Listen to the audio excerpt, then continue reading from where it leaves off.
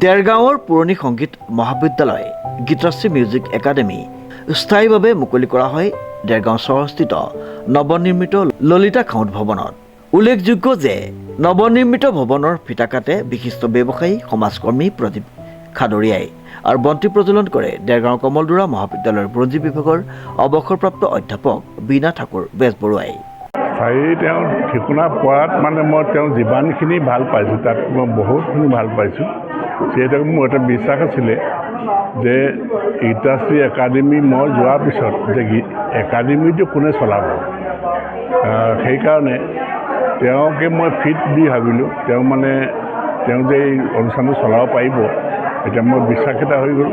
আৰু এতিয়া আহি এতিয়া আজি যিটো পৰ্যায় পাইছে, তেওঁ নিজস্ব গৃহ হ'ল, যেই নহওক ৰাইজৰ বৰ সহানুভূতি আছে, ৰাইজে মৰম কৰে, সেইকাৰণে অনুষ্ঠানটো আগলৈ জীয়াই থাকিব আশাবাদী।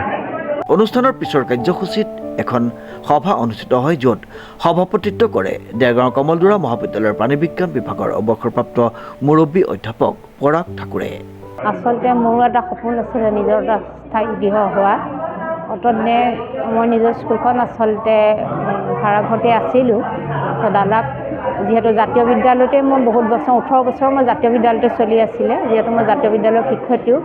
আৰু সেই কথাত আটাইতকৈ কৃতজ্ঞতা জ্ঞাপন কৰিব লাগিব আমাৰ প্ৰশান্ত বৰঠাকুৰ ছাৰ, দেৰগাঁও জাতীয় বিদ্যালয়ৰ প্ৰধান শিক্ষক।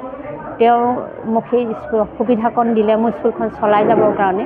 অতদিন মই তাতেই আছিলোঁ আৰু পুনৰ জাতীয় বিদ্যালয়খন নতুন গৃহলৈ স্থানান্তৰিত হোৱাৰ কাৰণে মোৰ স্কুলখন অকণমান চলাত অসুবিধা হ'ল। তেতিয়া দাদাই মোক সুধিছিলে যে স্কুলখন এতিয়া মই কি কৰিম, ভাঙি যাবলৈতো দিব নোৱাৰিম।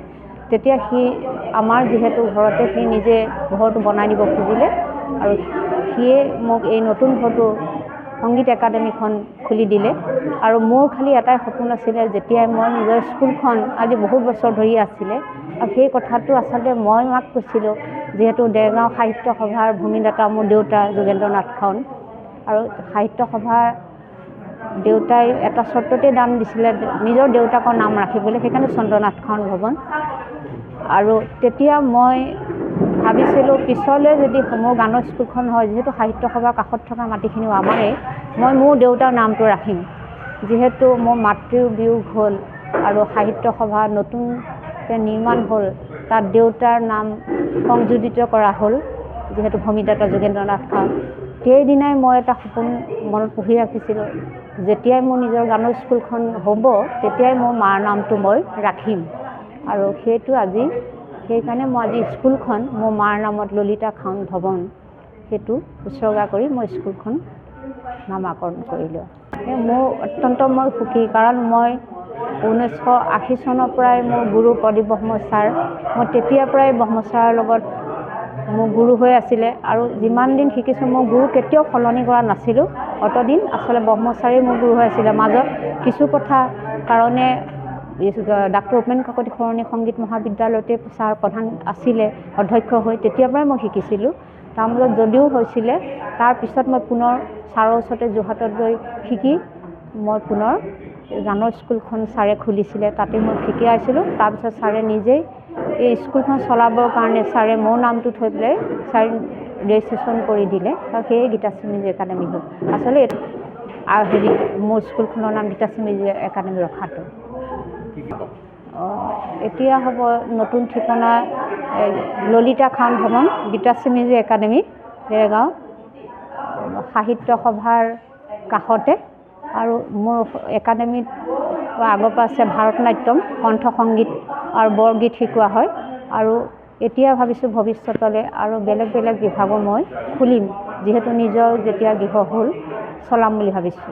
বিশিষ্ট অতিথি হিচাপে উপস্থিত থাকে অসমৰ যশস্বী সংগীতজ্ঞ প্ৰদীপ ব্ৰহ্ম আৰু নুমলীগড়ৰ শিক্ষাবিদ অনুপ তামুলী। সম্পূৰ্ণ অনুষ্ঠানটিৰ আঁতৰে বিশিষ্ট লেখিকা কোৰালগুৰি উচ্চতৰ মাধ্যমিক বিদ্যালয়ৰ অৱসৰপ্ৰাপ্ত বিষয় শিক্ষয়িত্ৰী কল্পনা দত্ত বৰাই।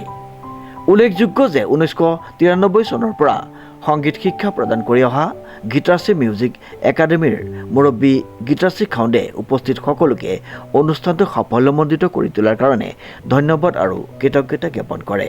দেৰগাঁৱৰ পৰা নৱজ্যোতি ভৰালীৰ ৰিপৰ্ট, নিউজ নাও।